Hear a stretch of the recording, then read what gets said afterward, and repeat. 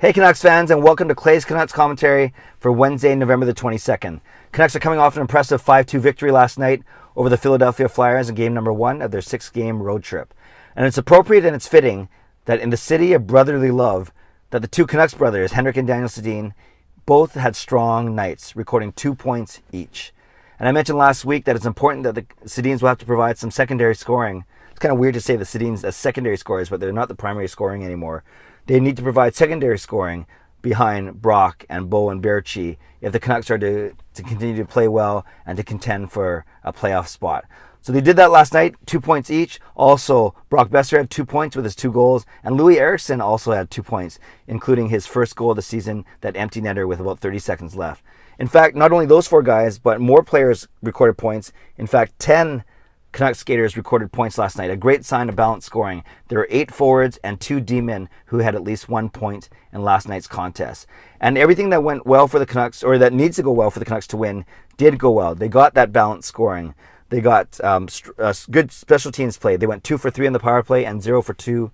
They killed off both penalty kills, and both penalties, I should say. And they got strong defensive play. They were... Jacob Markstrom played very well in net, stopping 36 of the 38 shots he faced. The only 2 that beat him were actually from almost the identical spot in the ice on the point there. And the only thing that they did poorly in was the faceoff circle. They got, I think it was either 61 to 39 or something like that. But it was certainly under 40%. I actually didn't really notice it when watching the game, but only when I looked up the stats later. So the Canucks will look to continue their strong play as they go back-to-back. Now they're playing against the Pittsburgh Penguins tonight. You'll recall that the Canucks beat the Penguins 4-2 back in Vancouver on the first Saturday of this month, and that's where Brock Boeser had his first career hat trick. So let's see what happens tonight. I always like to see Boeser play, and tonight we get to see him play against guys like Matt Murray and Letang and, of course, Sidney Crosby and their cast of characters. So looking forward to an exciting game, and let's see if the Canucks can continue on their winning ways on the road. Looks like Anders Nilsson will start in net to replace Jacob Markstrom. Yes, not a lot of travel between Philly and Pittsburgh, obviously, but it's still a back-to-back on the road. So look for Nilsson to start. Also look for Burmistrov to sit once again, and look for Philip Holm to sit, along with Chris Tanev and Troy Stecher. Both of those guys getting closer to return from their injuries, but not ready yet. And those were the 5 guys, actually, Tanev, Stecher, Holm, Burmistrov, and Markstrom. Those were the 5 guys that took the optional game day state this morning in Pittsburgh.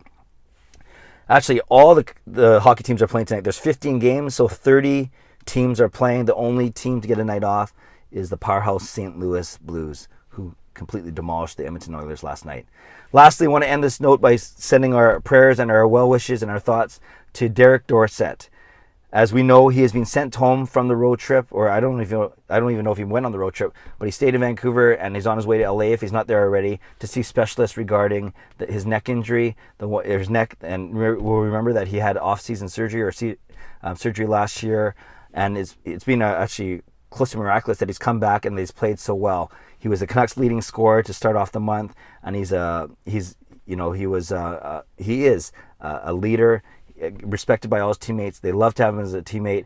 It sounds like he's a great guy. And for all those reasons, of course, we want him back on the ice because he's a valuable contributor to the Canucks. But more importantly, off the ice, as a man, as a father, as a husband, as a person, we pray and we hope that things go well and that this isn't the end of his career and that he's able to make a recovery. But to me, and I think hopefully to most people at this point, hockey is not the priority when it comes to Derek Dorsett.